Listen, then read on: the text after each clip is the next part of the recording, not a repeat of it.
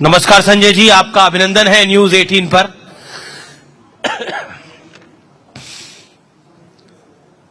देर लगी लेकिन दोनों तरफ सीटों का बंटवारा हो गया। फाइनली आप लोग खुश हैं?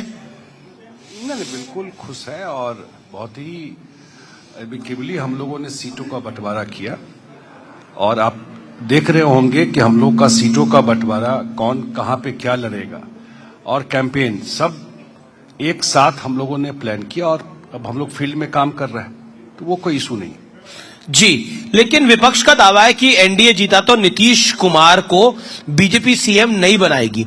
और हालांकि देश के गृह मंत्री अमित शाह ने अभी कुछ देर पहले बिल्कुल स्पष्ट किया है कि अमित शाह ही बनेंगे, लेकिन विपक्ष को ये क्वेश्चन मार्क क्यों आ रहा है उनके दिमाग में? कारण क्या है?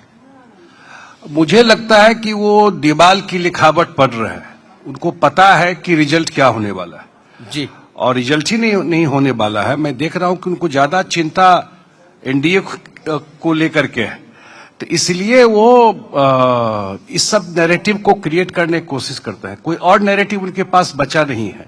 जेडीयू में क्या हो रहा है, एनडीए में कौन लीडरशिप होगा, इसी इशू पर हमेशा वो कुछ न कुछ आता रहता है। डे वन से हम लोग कह रहे हैं। लेकिन शक इसलिए हुआ क्योंकि महाराष्ट्र में एकनाथ शिंदे जी सीएम थे, फिर वो सीएम नहीं बने, इसलिए विपक्ष ज्यादा शक कर रहा है। नहीं, शंका है उनके दिमाग में। विपक्ष को क्यों चिंता है हम लोगों की? शक को करने की चिंता या हम लोगों के अलायंस की चिंता? उनके अलायंस में क्या है? ब्लैकमेल करके लीडरशिप डिक्लेयर होता है। चुनाव अभी शुरू नहीं हुआ, पोर्टफोलियो बंटना शुरू हो गया। कौन बनेगा डिप्टी सीएम, कौन बनेगा? इसको कोई होगा ना, ओवर कॉन्फिडेंस भी तो हो सकता है कि हम ही जीत रहे हैं, हम ही आ रहे हैं, इसलिए मुकेश सहनी डिप्टी सीएम। वो तो हम लोग 20 साल से देख रहे हैं कि क्या जीत रहे हैं, और लोकसभा भी देखे, उसके बाद बाय इलेक्शन भी देखे। तो आपको लगता है तेजस्वी यादव को सीएम डिक्लेयर करने के बाद महागठबंधन को लगता है कि उनकी सरकार आ जाएगी? भाई, दिल्ली हाई कोर्ट ने रेलवे घोटाला में प्राइमा फेसी माना है कि भ्रष्टाचार हुआ। उनको जा करके जवाब देना है। पहले पेपर दिया, उन्होंने कहा कि प्राइमा फेसी गड़बड़ हुआ है। उनको तो दिल्ली जाकर के अपीयर होना है। वो क्या मुख्यमंत्री बनेंगे यहां पर? लोग नहीं देख रहा है सब चीज क्या? लोग देख रहा है। एक लीडर है नीतीश कुमार, 20 साल से बिहार के मुख्यमंत्री, बिहार के सबसे लंबे काल के मुख्यमंत्री, और आज तक उनके ऊपर एक छींटा नहीं। आप उनके ऊपर प्रश्न नहीं ले सकते। लेकिन सवाल यह भी खड़ा होता है कि इस बार जेडीयू 101 सीटों पर लड़ रहा है, कम सीटों पर लड़ रहा है, क्यों? 2015 में हमारा 118 सिटिंग सीट था और 101 पे लड़े थे। लोकसभा में कितना लड़े, अभी हाउस का स्ट्रेंथ क्या है, सारा चीज। हम लोग तो, बीजेपी तो 2 सीट जीतती थी, अब 300 सीट जीत जाती है। तो हर एक चुनाव का, हर एक समय का अपना डायनेमिक्स होता है, और इसलिए हर एक पार्टी चाहता है ज्यादा सीट लड़े। लेकिन हाँ बताइए। लेकिन देखिए, मैं फिर ऑपोजिशन की बात करूंगा। ऑपोजिशन कह रही है, देखिए बीजेपी धीरे धीरे बड़े भाई की भूमिका से जेडीयू को बराबर की भूमिका में ले आई। नहीं, ये कोई बड़ा छोटा, बड़े भाई छोटे भाई की बात ही नहीं है। जब हम लोग ज्यादा सीट भी लड़ते थे तो कोई बड़े भाई छोटे भाई की बात नहीं थी। आज भी इस पूरे अलायंस को कौन लीड कर रहा है बिहार में? आज भी इस पूरे अलायंस को लीड कर रहे हैं नीतीश कुमार। वही सेंट्रल पिलर है पूरे इस अलायंस के, वही एनडीए के फेस है, और वो लीडर सिर्फ जेडीयू के नहीं है, वो पूरे एनडीए के लीडर है। तो बस हो गया सेटल बात इसमें। अब तो इस बार तो चिराग भी साथ में आ गए हैं, तो आपको लगता है कि इस बार खेल बिगड़ेगा नहीं? हाँ, नहीं, बिल्कुल नहीं बिगड़ेगा। और एक रिफ्लेक्शन आपने लोकसभा में भी देखा, हम लोग साथ लड़े थे, चिराग पासवान जी भी साथ थे उसमें, और निश्चित रूप से इस विधानसभा चुनाव में बड़े मार्जिन से हम लोग जीतेंगे। अच्छा, ये जो नई नवेली पार्टी आई है, जन स्वराज पार्टी, इसको आप कैसे देखते हैं? क्या आपको लगता है ये आपको तकलीफ दे सकती है, या राजद के खेमे को तकलीफ दे सकती है, परेशानी कहां ला सकती है? मुझे नहीं लगता है कि बहुत कोई परेशानी की बात है, क्योंकि मैं पहले भी बोल चुका हूं कि जब चुनाव होता है, चुनाव से पहले चैटर बहुत होता है, बहुत इशूज को लेकर के, पार्टी को लेकर के, लेकिन वोट के दिन जब लोग निकलते हैं तो वो बाइपोलर ही चुनाव हो जाता है। वोट को कोई वेस्ट नहीं करता है। तो जो भी निकलेगा या तो एनडीए के पक्ष में निकलेगा या महागठबंधन के पक्ष में निकलेगा। लार्जली तो ये इसी लाइन पर मुझे लगता है कि ये चीजें होंगी। मुझे इस चुनाव में तो बहुत कुछ नहीं दिखता। इस चुनाव में आपको बहुत कुछ नहीं दिखता है, लेकिन देखिए एक उनका उठान तो था, इसमें तो कोई दो राय नहीं है। एक नई पार्टी दिल्ली में भी आई थी, आम आदमी पार्टी, उसने भी बिहार की भाषा में गर्दा उड़ा दिया था और बीजेपी को नुकसान किया था। साल 2013 के चुनाव की मैं बात कर रहा हूं। क्या इस चुनाव में ऐसा हो सकता है कि जेडीयू और बीजेपी को नुकसान कर दे जनसुराज? मुझे नहीं लगता है। प्रशांत किशोर फैक्टर कितना बड़ा फैक्टर नहीं, है? मुझे नहीं लगता है कि बहुत इस चुनाव में कोई फैक्टर है यहाँ पर। कहीं आप उनको अंडर एस्टिमेट तो नहीं कर रहे हो? नहीं, अब तो चुनाव आ ही गया, अब तो रिजल्ट आएगा तो उसको डिटेल देखिए अभी तक वो चुनाव लड़वाते थे, इस बार लड़ रहे हैं। मैं बताया कि आप रिजल्ट आ जाएगा, अब तो चुनाव आ गया और चुनाव के रिजल्ट के बाद इस पर डिबेट करेंगे तो ज्यादा बेटर होगा। मुझे नहीं दिखता है ग्राउंड पर कि बहुत कुछ असर इस चुनाव में होने वाला है। राहुल गांधी बिहार में थे, उन्होंने प्रधानमंत्री पर एक टिप्पणी करी है, कहा ड्रामा करते हैं और कहा कि ये वोट के लिए कुछ भी कर सकते हैं, अगर नाचने को बोला जाएगा तो नाच भी सकते हैं। ये शर्मनाक है, ये इससे ज्यादा शर्मनाक नहीं कुछ हो सकता है। देश के प्रधानमंत्री और थर्ड टर्म जनता के द्वारा चुने हुए प्रधानमंत्री है, ये सब पूरे देश के लिए प्राइड की बात है।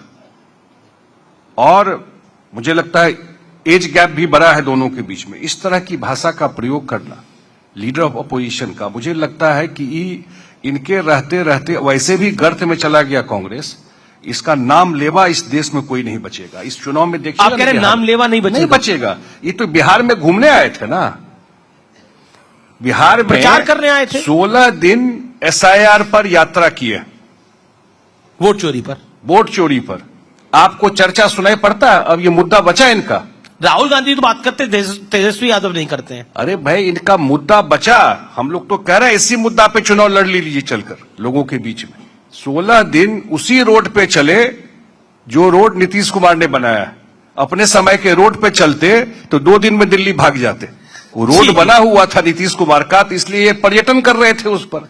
अब फिर निकल गए 2 महीना के लिए। कहां 2 महीना से आया है यहाँ पर? जी आज आया है। जी, गृह मंत्री अमित शाह ने अभी कुछ देर पहले इसी मंच पे बोला कि राहुल गांधी ने छठ पर्व का अपमान किया है, जिस तरह की भाषा उन्होंने छठ को लेकर बोली है। बिल्कुल बिल्कुल अपमान किया है, इसलिए कि बिहार में या पूर्वांचल में या कहीं भी छठ से बड़ा पर्व हम लोगों के लिए कुछ नहीं है।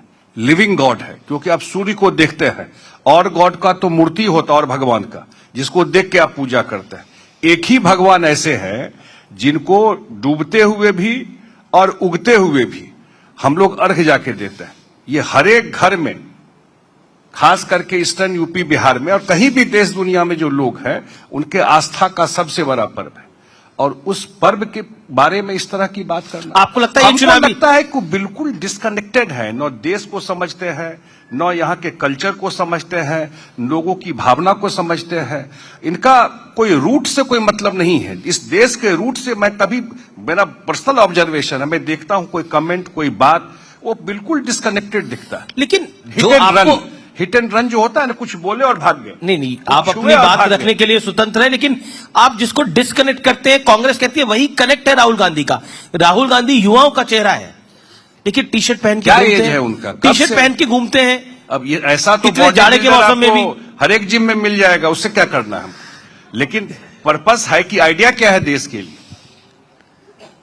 देश के लिए आइडिया क्या है? ये युवा हुआ तो हम लोग 15 साल से सुन रहे हैं उनका, कि हर एक बार लॉन्च होते हैं और फुस होकर गिर जाते हैं।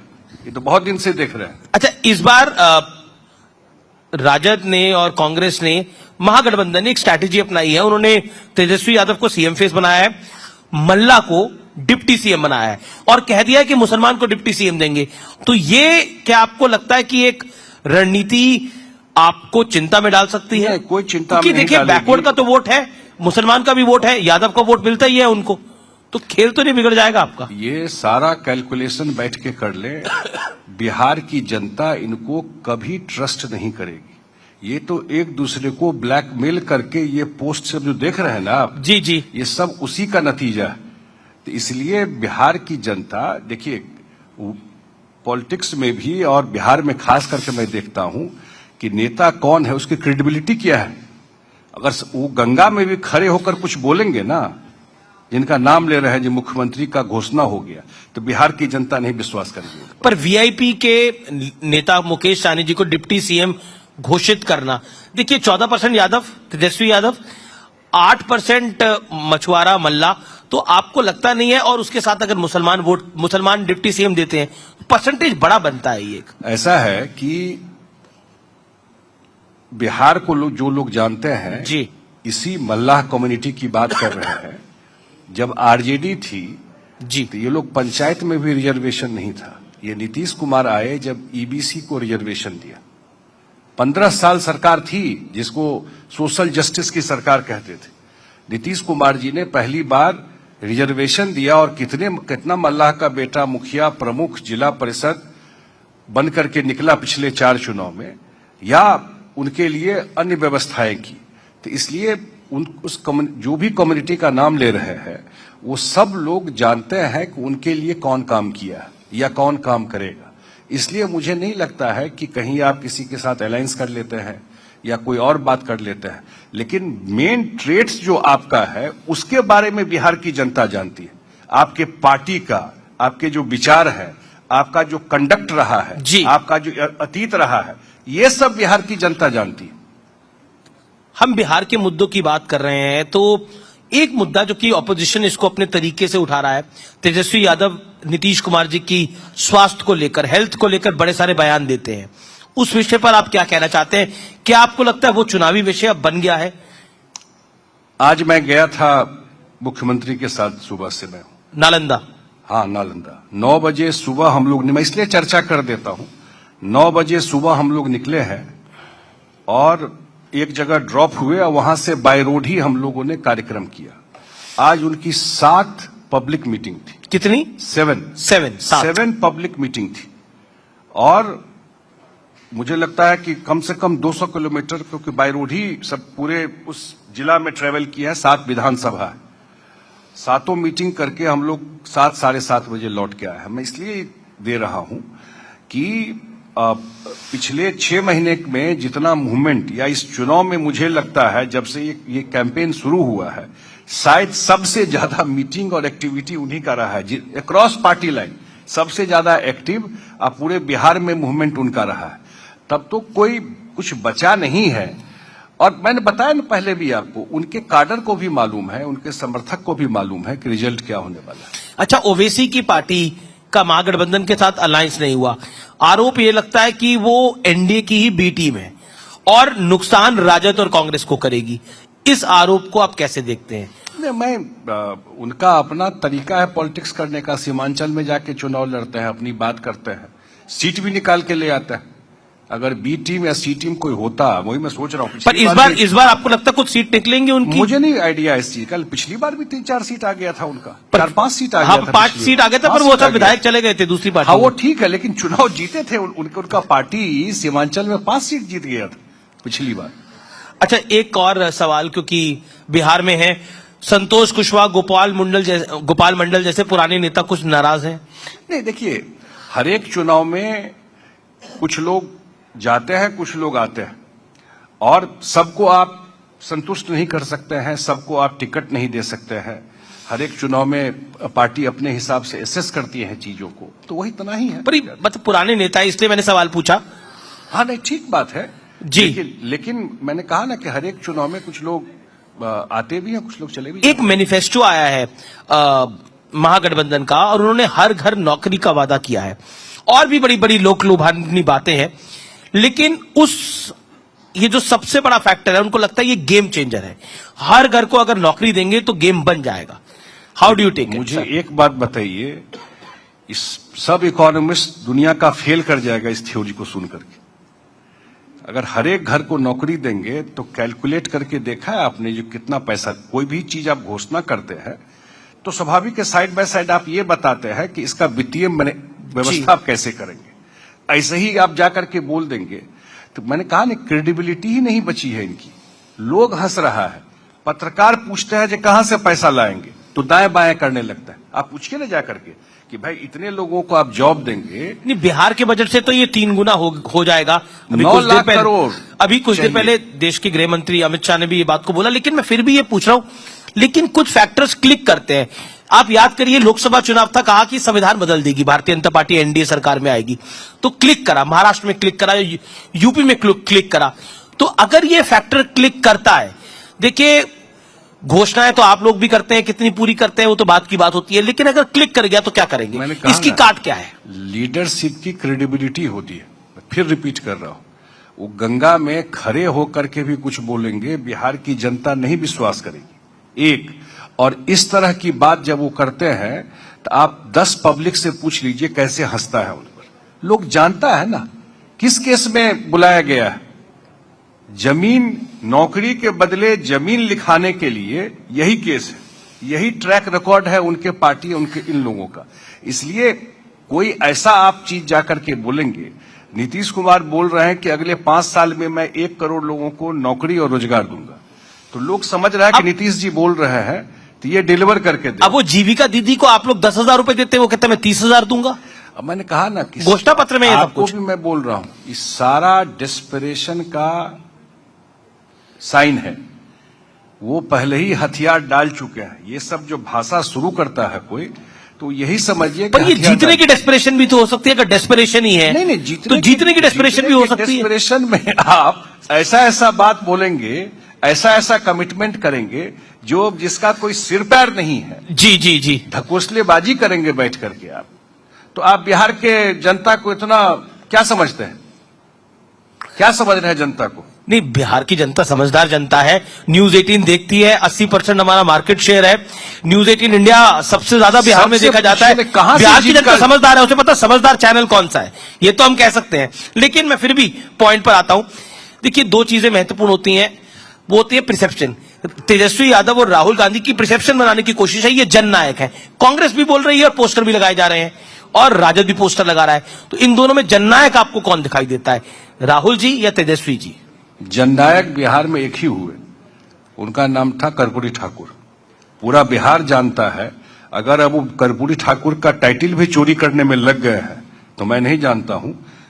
जननायक किसी को बिहार में पूछिएगा तो आदरणीय कर्पूरी ठाकुर जी के नाम से ही जाना जाता है। अभी कहा के जननायक है, कब जननायक बन गए, क्या काम किए? अभी तो बताया कि कोर्ट बुलाया है आकर के कि डेली आकर के बताइए कि ये जो रेलवे में घोटाला हुआ कैसे हुआ। ऐसे ही जननायक है, जिन पोस्टर लगाने से अगर जननायक बन जाए और सोशल मीडिया में ट्वीट करने से जननायक बन जाए। अच्छा, एक सवाल बिल्कुल चलते चलते, अगर नतीजे इधर उधर थोड़े आते हैं, देखो चुनावों में पता नहीं होता क्या होता है, तो जेडीयू के एनडीए के साथ ही रहेगी, ये बड़ा सवाल है। देखिए, टाइम एंड अगेन हमारे मुख्यमंत्री ने, मुझे लगता है कितनी बार उन्होंने इस बात को स्पष्ट कर दिया है। पर साइड्स भी बहुत बारी बदली है, तो ट्रस्ट फैक्टर उसके बाद आप ही की बात सही बोल रहे हैं। उसके बाद ही उन्होंने कहा कि गलती हुई 1-2 बार, और इसमें कहीं कोई एम्बिग्विटी नहीं है। मैं इस रिकॉर्ड को स्ट्रेट कर देता हूं। उन्होंने साफ साफ कहा है कि हम लोगों का लंबा एसोसिएशन रहा है, और एक साथ हम लोग लोकसभा का चुनाव अभी लड़े, और सरकार में दिल्ली में भी है और बिहार में भी सरकार नहीं बनने का तो प्रश्न नहीं उठता है। लेकिन बिल्कुल हम लोग एक साथ हैं किसी भी परिस्थिति। और ये जो क्रिटिक्स कहते हैं कि अब जेडीयू बीजेपी की एक्सटेंडेड पार्टी हो गई है, उस पर आप कुछ कहना चाहते हैं? Last word? नहीं, मैं यही कहूंगा कि अब बाइट क्रिटिक्स नहीं, मैं देखता हूं कि ये वही लोग विपक्ष में, मैंने कहा ना, उनको अब कुछ मिला नहीं है, तो उनको ज्यादा इंटरेस्ट जेडीयू में क्या हो रहा है, जेडीयू का नेक्स्ट जनरेशन लीडरशिप क्या होगा, जेडीयू एक्सटेंडेड वो पार्टी हो गई, तो इसी में ज्यादा भाई जेडीयू की चिंता करने की जरूरत नहीं है। जेडीयू को लीड कर रहे हैं आदरणीय नीतीश कुमार जी, और वो सक्षम है अपने पार्टी को चलाने के लिए, बिहार को चलाने के लिए, और बिल्कुल पार्टी दुरुस्त तरीके से चल रही है। एक अलायंस पार्टनर के नाते जो संबंध होता है, अगर बिहार में 2 बजट आपने देखा, 2024 और 2025 का बजट, जी सर, यही कांग्रेस वाले बोल रहे थे कि ये बिहार का बजट है, देश का बजट नहीं है, ट्वीट कर रहे थे, माने बिहार को मजाक बना रहे थे। तो ऑब्वियसली हम लोग सरकार में जाकर के बात नहीं करेंगे, दिल्ली में जाकर के बात नहीं करेंगे कि बिहार की क्या जरूरत है। तो ठीक है, एक साथ काम कर रहे हैं। चलिए, अब रैपिड फायर राउंड है, एक ही चूज करना है। सिंगल लार्जेस्ट पार्टी बिहार में कौन बनेगी, बीजेपी या जेडीयू? नहीं, NDA landslide. Single largest party पूछा मैंने। वो मैं नहीं जानता हूं।